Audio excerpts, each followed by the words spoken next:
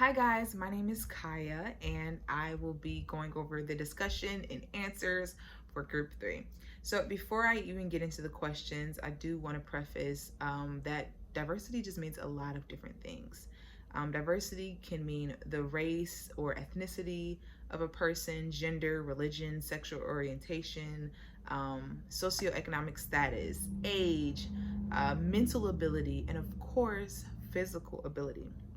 This leads me to the first question, which is what might be some potential challenges an organization may have to confront when addressing inclusion for these groups? So, the first thing is that it can be kind of difficult trying to be aware of everyone's differences. And although there are so many guides out there for inclusion and diversity, there's really just no one size fits all, and that's simply because diversity looks like so many different things, as I mentioned in my list before. And when it comes to physical ability, our group talked about how you have to also consider expenses for adaptable equipment, such as having like a raised desk.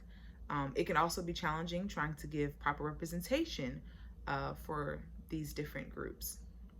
Something interesting I thought was brought up was that certain groups have obligations. Maybe it's religious matters, and their job would, of course, have to accommodate their employees for religious beliefs and/or practices.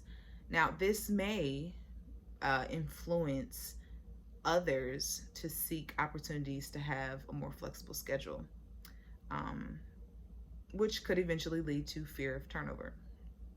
And lastly, we talked about how when you diversify your team, it's possible that you will see more biases, more discrimination, and more harassment simply because there's more diversity.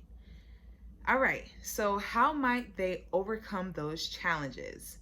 Before we actually discuss the solutions, we talked about how increased diversity can increase morale and how we really, especially in this day and age, we just can't afford not to be diverse. Simple as that. And then another benefit we talked about is grant opportunities. So finding the right grants can actually help with financial challenges that the company might face. So let's talk about the solutions, all right? So one way to overcome inclusion challenges is to have good leadership, as well as diverse leadership. ResourceWorkable.com stated that diversity in leadership means greater depth of experience and perspective, which in turn allows for a greater ability to relate to employees, clients, and prospective clients. So essentially, leaders create the culture for inclusion, and they're responsible for hiring individuals who respect others and understand the benefits of diversity and inclusion. So it truly just starts at the top. So good leadership and diverse leadership. Another way is to create an environment of feedback, a place for people to safely say what's on their hearts and to give or receive constructive criticism.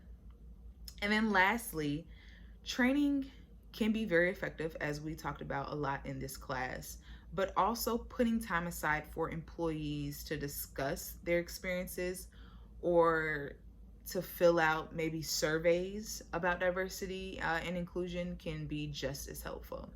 So that pretty much sums up Group 3's discussion. Alrighty, I'll talk to you guys soon. Bye.